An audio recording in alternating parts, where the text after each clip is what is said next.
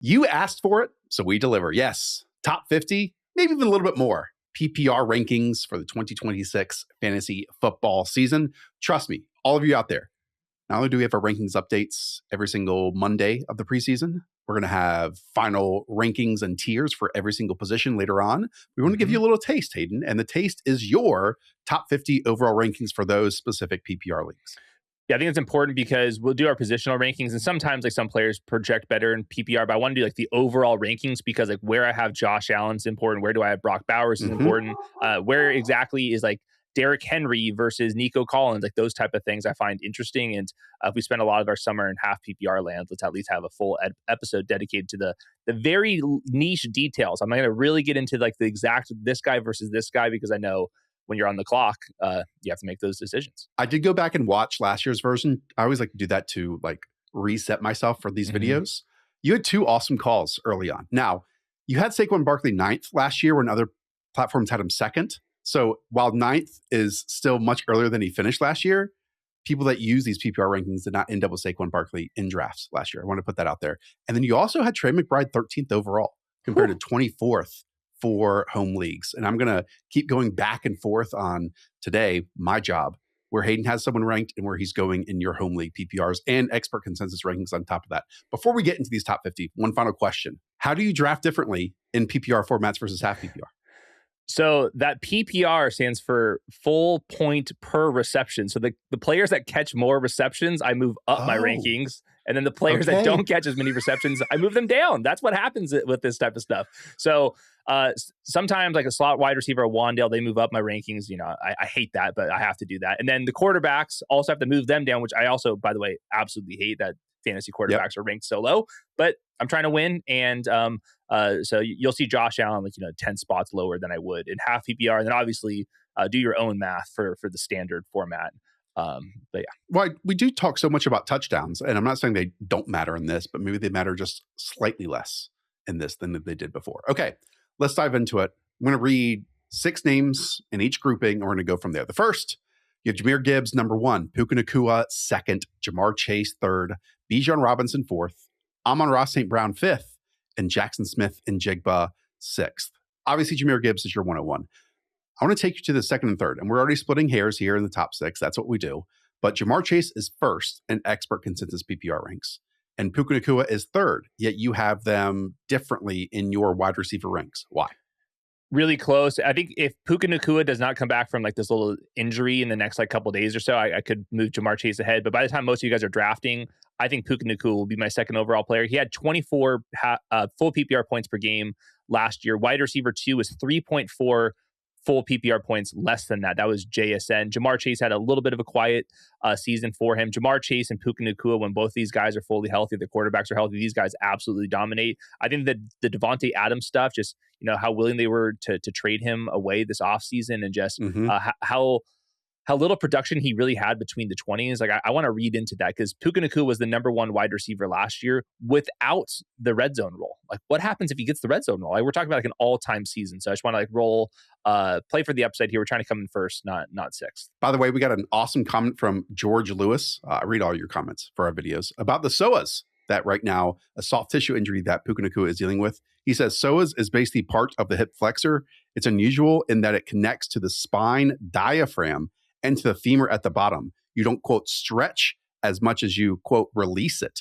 If strained, it usually means overtraining and in the front upper part of the thigh. Now, I did not second guess his work. I did not recheck it. I did not take anatomy class. Let's just take George Lewis's word for it because we know you, viewers and commenters, are of the most high intelligent beings out there. Yeah, I thought it was a canal. I didn't know that it was even a body part. Next, Amon-Ra St. Brown. I did want to bring him up here because I know when we outlined our first rounds, you had JSN over Amon-Ra St. Brown, and I had it flip-flopped. So is this a total flip for you, or is this specifically for PPR? I mean, last year they caught the exact same amount of receptions per game. So I think you're splitting hairs here once again. I just think that with Amon-Ra St. Brown, maybe his floor is a little bit safer just because I've seen him do this a million times before where with JSN. You lose your coordinator. Something that they talked about with the new coordinator, they want more players out in the route. That helped JSN have like a league leading targets per route run. It comes down a little bit and he can still finish as the wide receiver 1 this season. I'm not scaring anybody away from JSN. And then just outside of this is, Christian McCaffrey and CeeDee Lamb, like those type of guys. I would put all in this tier. To me, I really like 1, 2, 3, Bijan and Amon-Ra, JSN. These guys are also going to crush. But to me, like Gibbs, Puka, Jamar Chase, those are the guys that can have like the beyond ludicrous seasons. And then you kind of get to this next tier. Yeah, Amon-Ra, 100 plus catches in each of the last 4 seasons. 12 of 16 games in fantasy this season will be played indoors during the fantasy season, I should say. And we know he led the NFL in red zone targets last year and has 66 red zone targets over the last 2 years. Yeah, he's my wide receiver 3 and your wide receiver 3. And again, it's not like this 6 is a tier. I just want to say I'm doing this for the flow of the show. So let's jump through 7 through 12. Your 7th player is Christian McCaffrey. 8th, CeeDee Lamb. 9, Jonathan Taylor. 10, Justin Jefferson. 11, Devon Achane. And 12, Ken Walker III. I'm going to jump to the middle of this group first. Let's bring up Justin Jefferson, okay? Because I went on Matt Harmon's show last week via the Yahoo Network, and he has Justin Jefferson outside of round 1. Now we're talking about half-point PPR here, so maybe that's different. But then I went on Kevin O'Connor's show yesterday with Justin Boone, and he also has Justin Jefferson outside of round 1. So do those two statements make you feel anything? Yeah. What am I supposed to like talk crap about my coworkers and just disagree with them? Is that what you're trying to get me to do? No. It made me think back to, okay, I have had Justin Jefferson cemented as a top 12 player this entire fantasy process. And it didn't even occur to me that other people would have him, 14th or lower, 16th or wherever they have him. I mean, I have him 9th overall. Yeah, so this is to me where the tier break exists. It's after those first 9 players, and then in like half PPR, I do have JSN like 16th because I want to get all those running backs in there. But I do think that Justin Jefferson's going to get spammed the ball. The Vikings offense last year could not be quite as pass heavy, and obviously the production and efficiency wasn't there. But historically, KOC wants to pass the ball like crazy, and I think that's exactly what they're going to do this season. I feel pretty good that Kyler Murray is going to start most of the season, if not the entire thing. And I think that this will be a very productive offense. That division is completely stacked up. Dome games for him as well. Some of the defenses in that division, the Lions, the Bears, the Packers, without Micah Parsons, like this team's going to be in some shootouts. And Justin Jefferson at one point was in consideration for the 101. So I think in full PPR, I'm going to break ties in favor of him. Plus, I know for a fact I'm going to get an awesome running back early in round 2. So if I go Justin Jefferson, I get to pick whichever running back. Where if I pick the running back and now I get sniped with Justin Jefferson, now I'm like obviously just going to pick another running back, which I'm fine with, but just more options.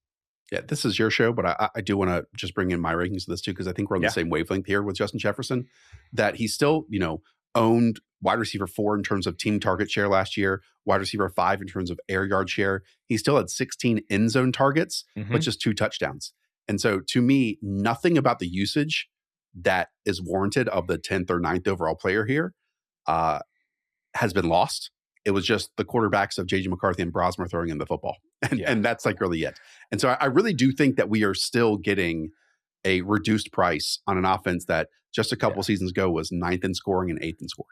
From 2022 to 2024, if you remove the Josh Dobbs, Jaren Hall games, he averaged over 100 receiving yards per game. I mean, it's ridiculous stuff. Maybe I'm off base, but I've just viewed Justin Jefferson as a round 1 player here. And then, pairing him with the running back in round 2 is delightful. You have a bunch of running backs in this tier, though, and that even continues to the next grouping. But here, again, CMC at 7, Devon Achane 11, Ken Walker III at 12, and obviously Jonathan Taylor at 9. Quickly on CMC, okay?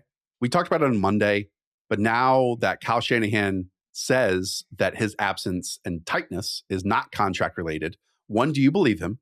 And 2, how many more days does he have to sit out for us to readjust this ranking and move him down? I think the problem with the CMC moving him down is how many more players can I move him down where you're getting to the point where you're sacrificing league winning ability. Yep. Great point. I think CeeDee Lamb, you can make that case. Jonathan Taylor, especially in half PPR, I have those guys flipped. Obviously, CMC catches so many more passes than JT that I'm holding firm here. But once you get to Devon Achane, Kenneth Walker stuff, now you're really trying to roll the dice on those guys surpassing CMC. So I think you can only move them down so much. I'm trying to come in first place, which is difficult to do. You got to get one of the guys that really matter, and obviously CMC has a decent chance of doing that. Yeah, no one cares in your league last year who finished 4th or 5th. You want to win, and you win by drafting Christian McCaffrey if he's healthy, right? Yeah. Like, that's exactly what happened last year, where he was the best fantasy asset in fantasy football. And a lot of people didn't want to draft him last year. Now, again, we're having slightly different summers, albeit let's remember heading into week 1, everyone was at panic station 11 because there were some red flags heading into it. And he still played all 17 games and was freaking fantastic. So I am still holding the line here on CMC. I have one quick note on DeVonta Smith. I know we'll speed this thing up, but I was looking at exactly how many of his passes last year were checkdowns versus schemed up passes. Almost all of them were schemed up passes. So that was one thing where it's like, oh, is Malik Willis going to check the ball down at the same rate? Tua was not like checking the ball down to DeVonta. It was swing passes, screen passes, Texas routes. It was a lot of the escort screens, and yes. I haven't seen that from like Bobby Slowick in the past, albeit he was part of this coaching staff with Mike McDaniel last year. It just made me felt better, like that. So much of this was like, man, and I watch all the games. Like I always remember how many like first read targets that he gets. But like it was like in the data, most of his receptions come within like 2.5 seconds from the ball being snapped. This is not like Tua buying time, sitting back, and then finally hitting the check down. Like Tua gets the ball in 3 seconds, and I'm just looking around that room.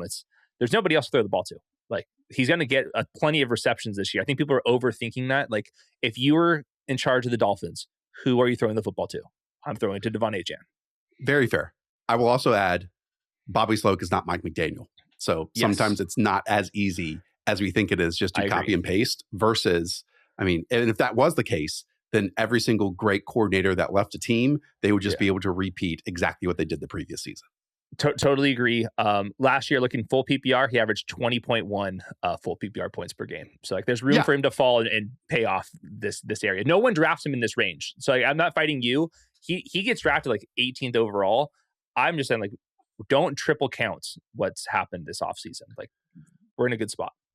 Just final point, Ken Walker, you have him 12th, and he's going 19th in home PPR leagues. So I don't think we need to repeat ourselves again there, but he has shown much more receiving work than, let's say, the Seahawks allowed him to do early on in his career, and maybe even more so last season too. So love K9 at 12th overall. Okay, next group. You have Saquon Barkley 13th, Chase Brown 14th, James Cook 15th, Brock Bowers 16th, Malik Nabers 17th, put a pin in that one, and Ashton Jeanty 18th overall. So quickly on Saquon. Right now he's 26th overall in PPR expert consensus rankings. Whoa. He is, though, drafted 14th in home league, so right around this spot. So this is something we'll get to in a moment, but you are just straight up still ranking running backs higher at your PPR rankings here versus other people have kind of wide receivers cutting this grouping off. Yeah, I think this becomes really close in full PPR, where I don't think it's that much of a debate in half PPR. I do just want to be buying in on some of these running backs because it's so hard to find running backs that are going to project for the amount of points that this group is going to. Not that it's like easy to find like the next Chris Olave, but if you're looking at, the round 4 selections, like there's still a lot of good wide receivers. So I think it's just a little bit rare to find this type of running back in drafts. And we'll see with Saquon Barkley and James Cook, you got new offensive coordinators. Like they're not going to like lose rushing snaps. There's a chance that these guys catch a couple more passes per game, more goal line reps. Like you just never know. Both of those offenses use the tush push. Like things could kind of break their way. And this is where they have been for like the last couple of years, including Chase Brown whenever Joe Burrow has been healthy. So I feel good about all these running backs. To me, it's just more who's available in rounds 3 and 4, 5 and 6, and like some of those running backs in like the 5-6 turn, like they make me really nervous. And there's still wide receivers that I like in that range. I just like the builds more if I at least get one running back at the turn here. Okay, Brock Bowers, let's go to him. He is your 16th overall player. He's also 16 in consensus rankings, but if we look at home league ADPs for PPR, Brock Bowers is going 22nd. So once again, no matter the format, you're ahead of market here on Brock. Yep, as long as his knee checks out, he's going to dominate. And I like my elite tight ends more in full PPR because it's hard to get the same target shares. Like you can get some guys to like catch a bunch of touchdowns, like your Mark Andrews types. Like those guys are not going to have the same reception totals as the elite guys. And then in obviously redraft versus best ball, you have to actually put them in your starting lineup rather than just take like the hindsight touchdown game. So I move Brock Bowers up a little bit, and hopefully I don't see that dang piece of tape on his knee the rest of the training camp. If people use your rankings, they're going to get Malik Nabers. That's a fact. 17th for you. He's 25th in consensus rankings for PPR, and he's 29th in PPR home league drafts. So I know often you just draft by your rankings overall. Maybe if you're in this like 17-ish territory, you can wait for him to circle back, but it does stand out that you would maybe just flat out take him 17th overall as well.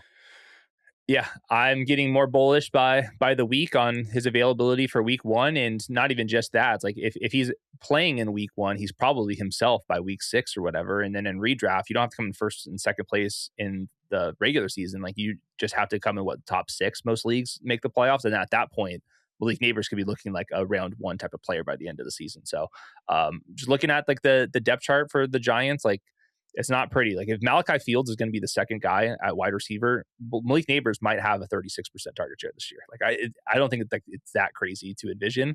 You're obviously rolling the dice on health, but if he did not have this injury, I would rank him probably right next to CeeDee Lamb. Okay, love that. We've talked a lot about Malik Nabers, but as you said, while there's some negative news about a whole bunch of other fantasy assets in training camp, it has truly only been positive news so far about Malik Nabers, and that's exactly what we want to see. Next group, all right? 19th overall, you have Derrick Henry. He is going 38th overall in consensus rankings out there for PPR. And I don't get it, but I want to put myself in their perspective, okay? Because I think from their perspective, the 69 other consensus rankings that I pulled together to make the ECRs here, is this the kind of player that people just push down in PPR leagues because he doesn't catch passes, whereas he should actually be still tremendously valuable because he still scores touchdowns? I mean, he averaged over 16 fantasy points in full PPR last year, and Lamar Jackson didn't play. Yep. There's no math-based reason that he should be ranked in the 30s, even when counting for full PPR. I've done the numbers. Everyone else other people I trust have done the numbers. It makes no sense. You are quadruple counting this. At that point, he can finish with 0 receptions this year, and I would still take him 24th overall. I did triple check it, and he is actually even ranked after Drake May in consensus rankings out there for PPR. So after a quarterback. In the betting markets, he's projected for the most rushing touchdowns in the NFL, and last year he averaged 94 rushing yards per game. If he catches 0 passes and he averages 95 rushing yards and scores 12 touchdowns again, so that's how you win. If you want to check out our half and full PPR rankings, they're in the description down below. Those are free. Those are on Yahoo.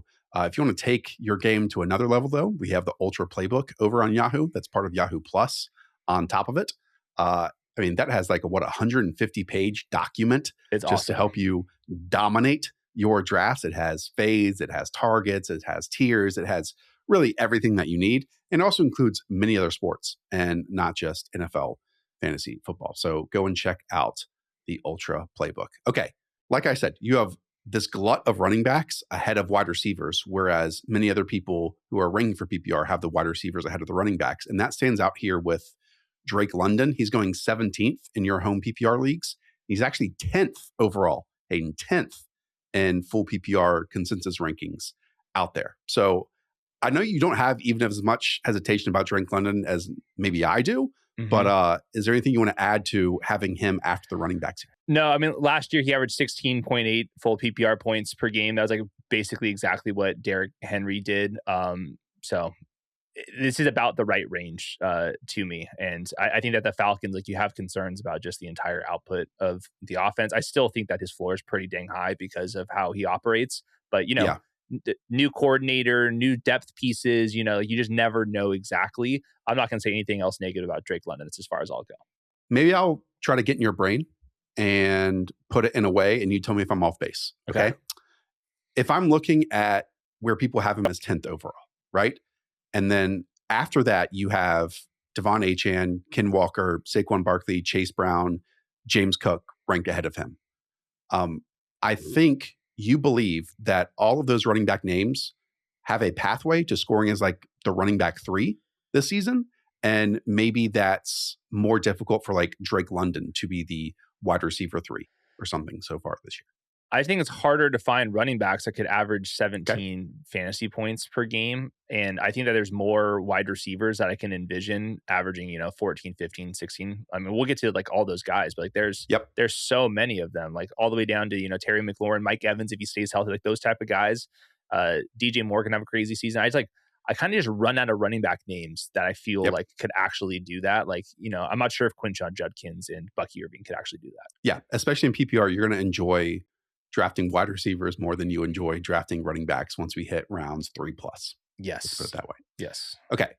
George Pickens is your 21st player. A.J. Brown is your 22nd player. By the way, he's 12th in consensus rankings for PPR. And then let's go to Nico Collins next, because this is exactly where he's going in drafts. That's about 25th.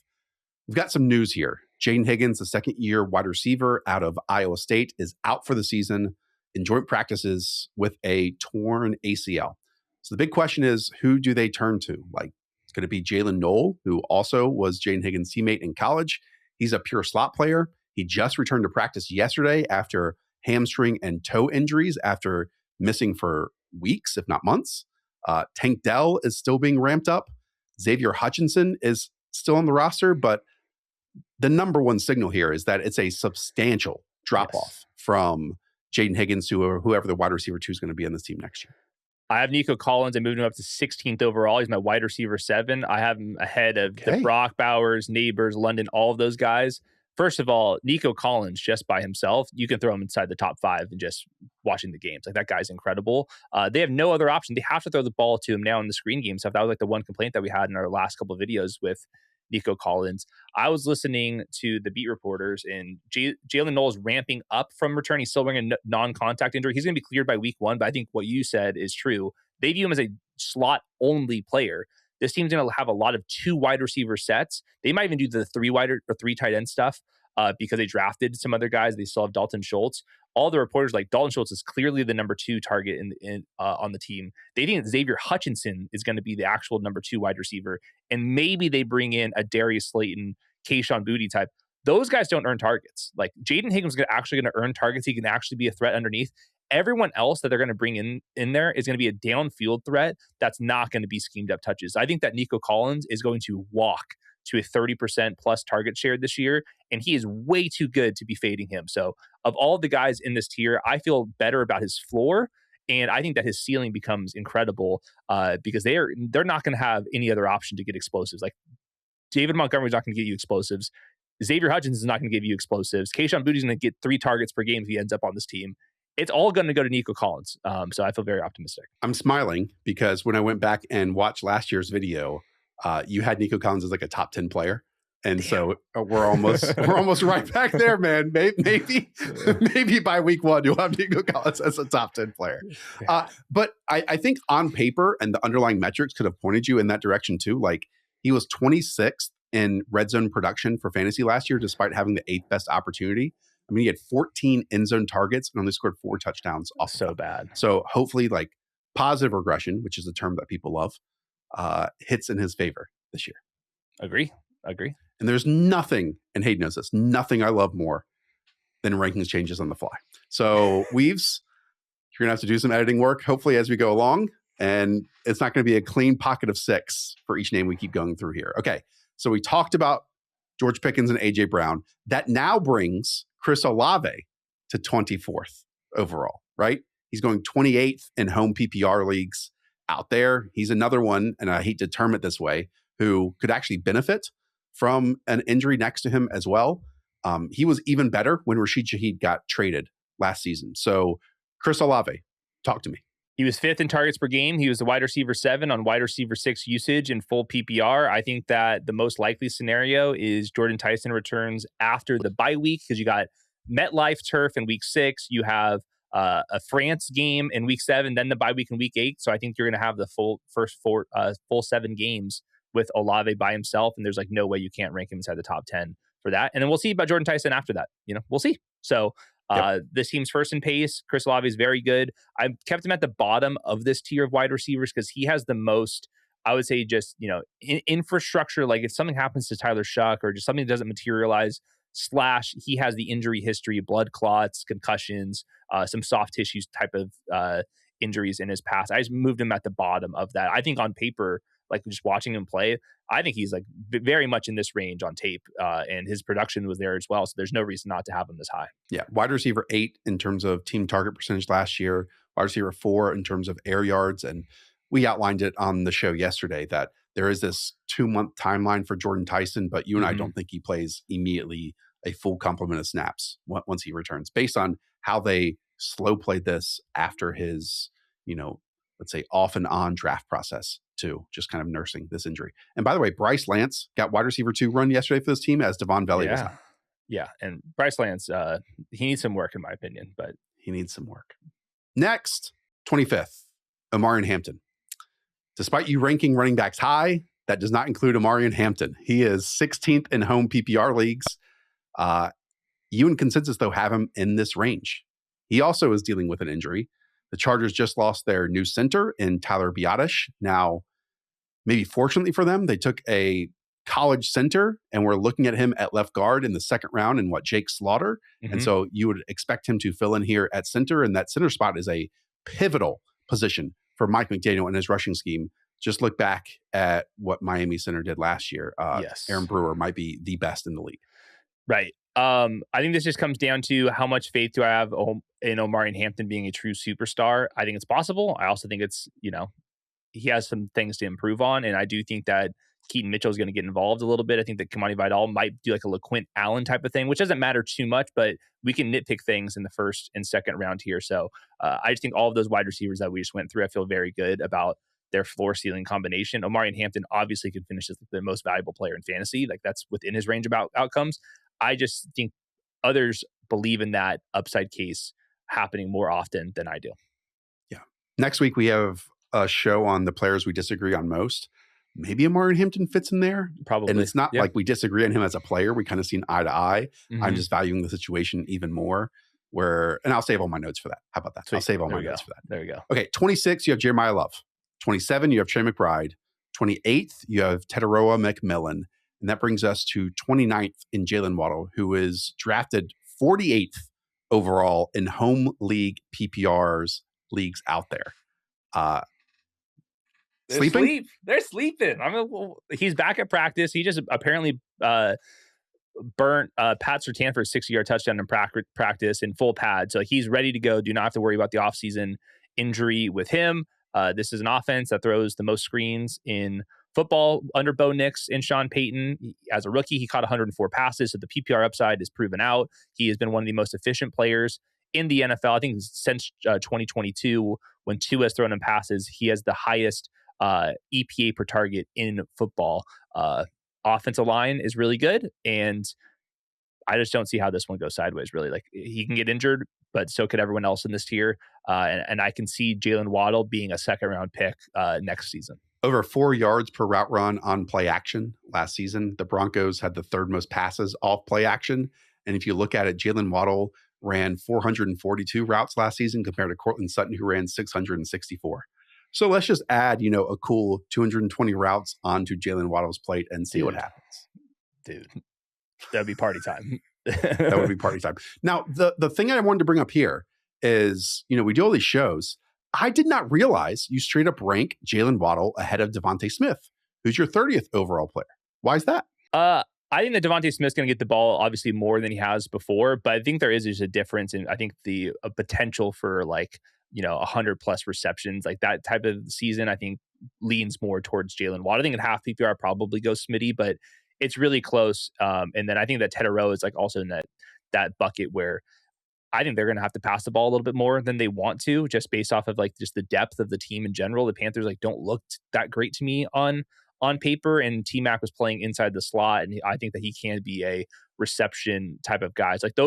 These are the group of wide receivers I feel pretty good about. They can catch 100 passes, and I think DeVonta Smith would have a different type of season to get there, and that's a little bit harder to bank on a full PPR versus I think Waddle's going to be on pace to catch 100 passes. Next group, Zay Flowers 31st, Breece Hall 32nd. That brings us to Colston Loveland 33rd overall. He's going 43rd in home PPR leagues. We've outlined this a lot. Beginning in week 15, they played over half their offensive snaps with 2+ tight ends on the field during 5 of their final 6 games. They only did that once over the first 13 games. And his yards per route run in 2+ tight end sets is outrageous. And if you want to go to 13 and think that this team uses Sam Roush, guess what? 4.66 yards per route run and 53% of the team's market share in those environments. So I love that you are 10 spots higher on Colston Loveland here. His last 4 games of the season, including the playoffs, 22, 25, 24, and then 10 full PPR points per game. At tight end, that's like impossible to do. He was 21 years old. We're looking at a future All-Pro. This is going to be like the next Travis Kelce. I think that he's got the chance to be the best tight end in the NFL, and this Bears offense is going to go absolutely berserk. They keep losing defensive players. So there's going to be plenty of passes to go around in Chicago. 34th, you have Garrett Wilson. Let's go to 35, T. Higgins, because he's 41st in home PPR leagues. It's not as big of a disconnect here, but I also kind of view T. Higgins as the wide receiver Derrick Henry in ways, because people kind of think of him as a sideline ball winner, and that's about it, and maybe downgrade because of pure receptions and think of him as just a downfield and touchdown machine, which, by the way, is good. But let's also remember that the last time he played with Joe Burrow for 17 games, he was the wide receiver 4 in points per game. Yeah, he's played 39 games with Burrow, healthy since 2022. He's averaging 15 full PPR points. That's wide receiver 14, a wide receiver 15 usage. I got him lower than that. I don't have a good reason to put him lower than that, but it's just how the rankings work out. So I think that this is like an awesome pick in the 4th round. Like PPR scams kind of get in the back of our head when we draft PPR. And again, T. Higgins is not that, but he did average over 6 catches and 76 yards with Joe Burrow. So maybe that's not 10 catches, but it's still 6 catches for 76 yards with Joe Burrow, compared to last season that was down to 4 catches on average and 56 yards per game.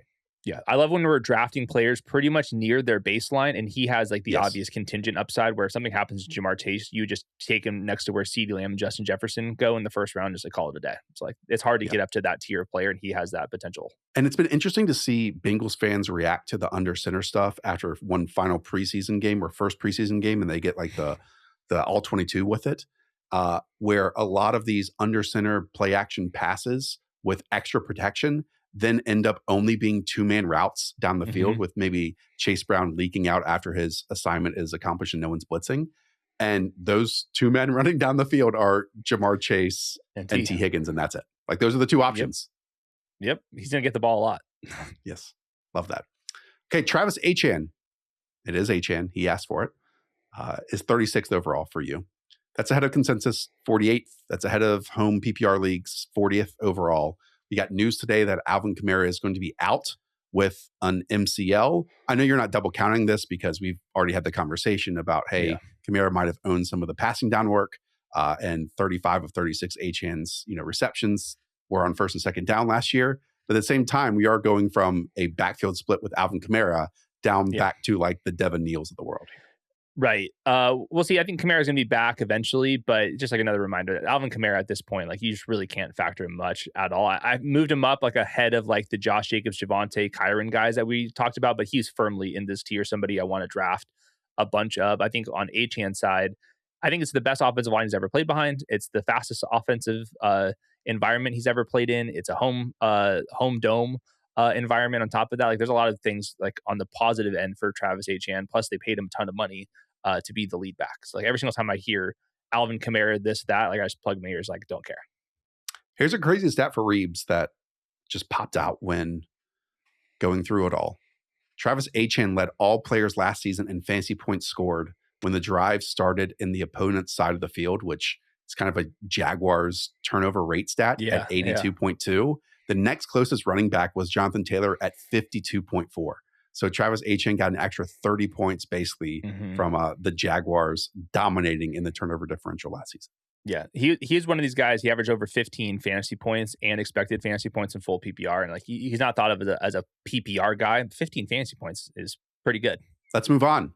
Quarterback conversation, because 37th overall, you have Josh Allen. He is your quarterback 1, but he's going 23rd in home PPR leagues. He's going 27th in expert consensus rankings right now. So why 10 spots even below that? Does PPR simply push quarterbacks down even more for you? It does. So this is where he's ranked in fantasy points over replacement per game, which is how I compare players across positions. And when I do that in half PPR, he's been the 30th, 18th, 30th, and 19th overall player in the last 4 seasons. In full PPR, you would discount that about a round or so.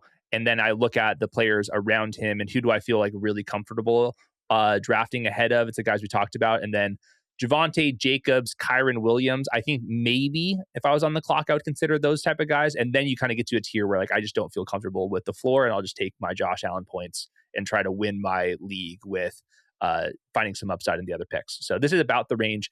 I can't justify going earlier than this, though. We've talked about how with Joe Brady at the helm of the entire organization and how they're going to play, that's likely going to change the drop back rate, which was previously 31st, 25th, and 30th. That was attached to Sean McDermott. I do wonder, though, Hayden, let's say they drop back more. Does that move Josh Allen away from being like the short yardage must-own quarterback now? Like he led the NFL with 13 rushing touchdowns inside the 10-yard line. I would keep calling those plays. They seem to work. They do. But that, again, is the rushing aspect. Yeah. And, getting 4 points for a passing touchdown is different than 6 points for a rushing score. What does happen, though, when you call more dropbacks, the scrambles are more effective than like a quarterback designed run. Yes. And if they're calling more pass plays, like his rushing numbers could actually you would think they're for sure going to go down. It could not matter that much because he can be scrambling like a madman. And the pass plays might work more, when you have DJ Moore versus, Josh Palmer / Brandon Cooks, and then Dalton Kincaid, in theory, can stay healthy for an entire season. So this could easily be the best season of Josh Allen's career. Javonte Williams is 38th. Josh Jacobs, 39th. Kyren Williams, 40th. This one's low in comparison to me. Maybe we'll talk about that next week. And then you have Emeka Egbuka over Ladd McConkey, 41st and 42nd. I mean, Hayden, we talked 24 hours ago about Emeka Egbuka's turf toe. And I thought we exited hand in hand, arm in arm, in unison, that he would be at the end of this tier of wide receivers. But no, you still have him above Ladd. I just think that Emeka had, if he wasn't injured, I probably would have had him by DeVonta Smith. So I have a full round discount from that turf toe injury. There seem to be confident that he's going to be out there in week 1. I'm not saying that's going to be a guarantee. If he misses week 1, could you guys not find a freaking wide receiver to put in your lineup in the first week of the season? I hope you guys can. So I don't care about it too much. Obviously, this is the type of thing that kind of lingers. I discounted him from that. There's a lot of positives for Emeka, including the role he's going to be in. It's the same exact role that Cooper Kupp, won the Triple Crown in. And he played a lot of outside, on the ball, downfield role last year. It's not the perfect role for him. And he had some moments, struggled in some other moments. He's going to the exact role that I want him to be in. And that offensive line is pretty sick. So I can only drop him down so far. For Ladd, I just want to call this to your attention, okay? You are well below market on Omarion Hampton, and you're actually below market now on Ladd McConkey by 9 spots. How does that feel with Justin Herbert as the quarterback and Mike McDaniel calling plays? Not the greatest, but I also then look at the offensive line injuries. You are basically fading the LA Chargers in drafts right now. Well, I think we're going to do our top 100. I did not get Keaton Mitchell into the top 100, but it was dang close. Okay, it was dang so Keaton close. Mitchell is your pathway into the Chargers this year, is what you're saying. Trey Harris, Charlie Kohler, it's all these type of guys. To be serious, I do think Ladd McConkey has tons of upside. I would not be that surprised if he came in just a hair below in total snaps because of this offense and just how they rotate players in and out. I don't like having a rookie center. And then Rashawn Slater, by the way, they're saying it's not a big deal, but he hasn't practiced in about 2 weeks coming off a torn patella, which is one of the hardest injuries to come back from. And let's say he does come back. Are we sure he's going to be the All-Pro? Maybe he is. That'd be awesome. But maybe this offensive line is not as good as we were hoping a month ago. Okay, let's run through until the top 50. First, you have Rashee Rice, 43rd. He's going 26th in home PPR league. So again, you're basically saying that Rashee Rice is done, so he's washed this season. Yep. Okay, that one's more simple. Okay. We'll move on. Everything's relative. The short answer, yes. DeAndre Swift, 44th. I mean, he doesn't get enough attention.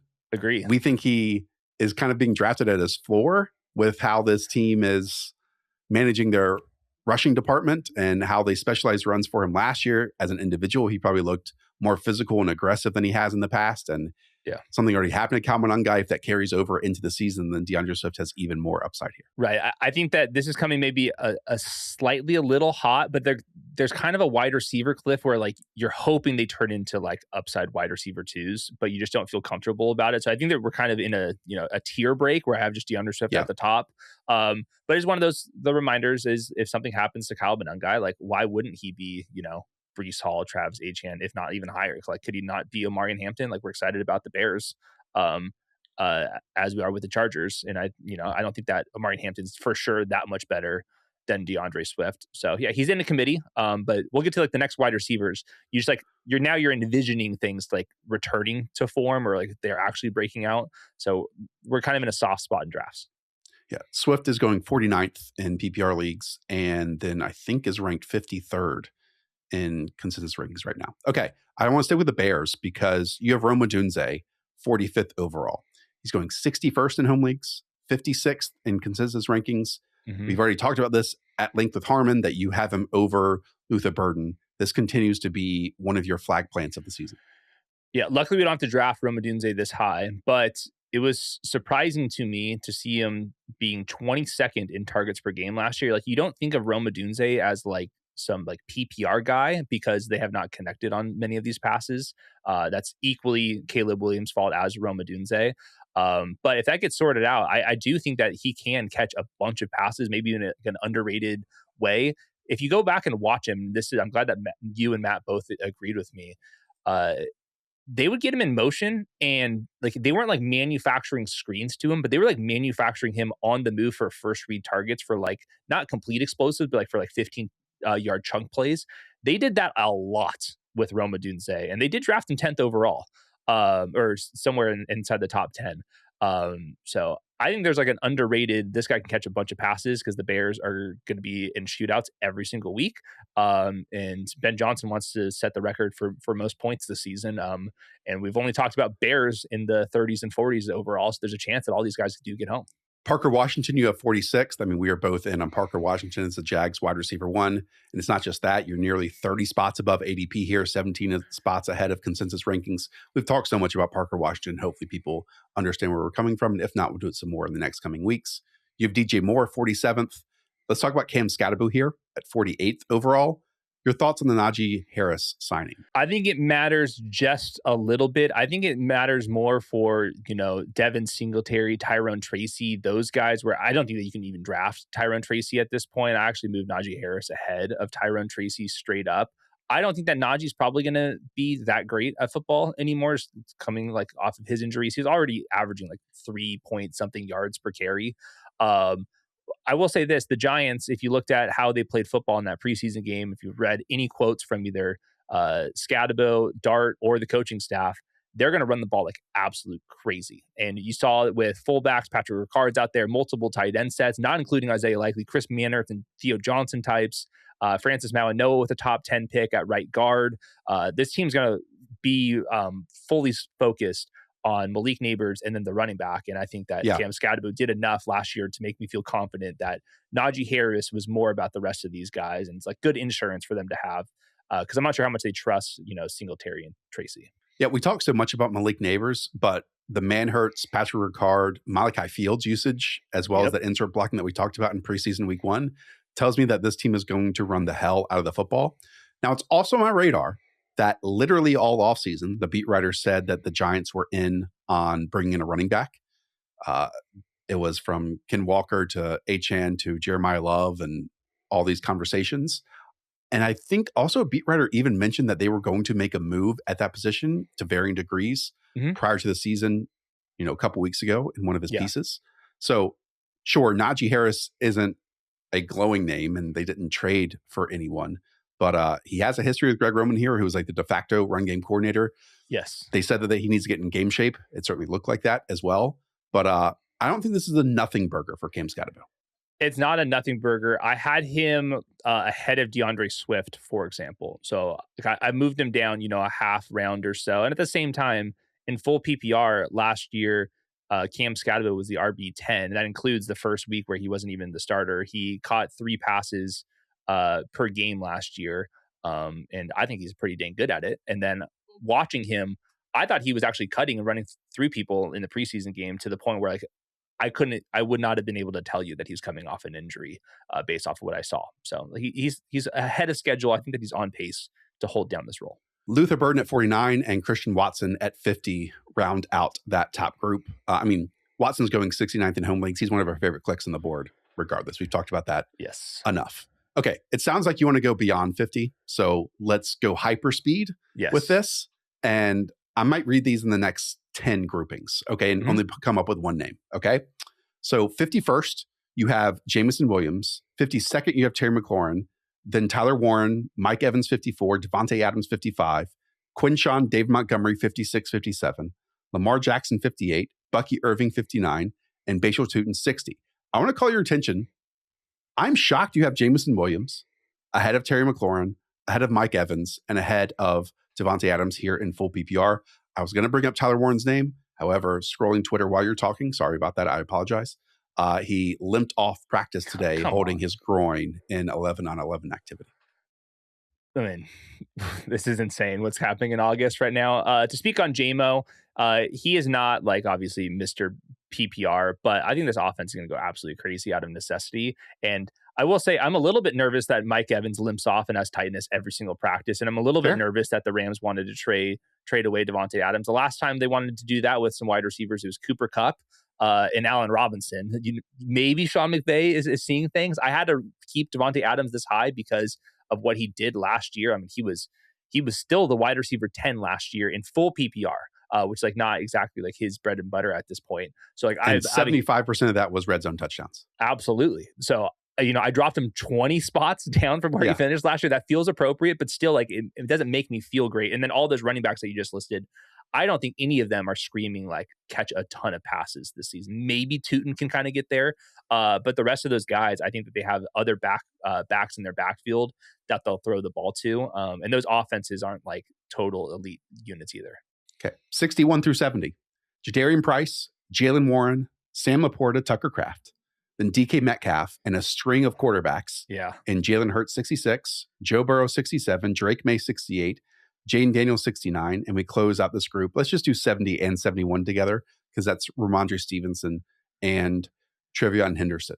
I mean, the name that pops out to me is Jaylen Warren. I mean, we have two Steelers here with Jaylen Warren and DK Metcalf. DK is well above ADP here for you. Right. So I think that offensive line for Pittsburgh is like pretty rock solid, and McCarthy does play with like a little bit of pace, and they do pass the ball a little bit more than what we're kind of used to with what we saw in Pittsburgh the last couple of years. Like maybe there's a little bit of a discount. I'm not like going out of my way to draft DK Metcalf. I thought that the tight ends and quarterbacks here were notable. In half PPR, I would have like LaPorta and Kraft after those quarterbacks, but in full PPR, I have them ahead. I think like that's like the difference of, they catch 70 passes this year. Like that's how you can kind of make the math work. Sam LaPorta, I think, is going to go crazy. You bring up the Drew Petzing stuff. Like I think there's very much that's in play. And then Tucker Kraft, he's practicing. That's awesome. So good news. Yeah, and as we said, if you draft Tucker Kraft, like maybe in your draft with Juwan Johnson, because of just the comments that Tucker Kraft said that he might be on a snap count or a pitch count. And Juwan Johnson goes way too late and might even be undrafted in your home leagues.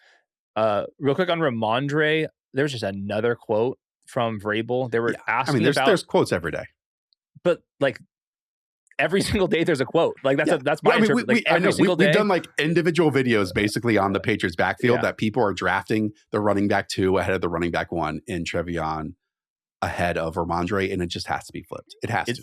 Is this too low for Rhamondre? It means the RB21 last year. I have him RB27, so I can't move him up too much higher than this. But like, there's an argument that he should be right next to Jaylen Ward and Jadarian Price. Yeah, and there's an argument that the Patriots run blocking should be better this year because again, it was horrible for the first like 8 games of last year, from tight end to tight end, basically.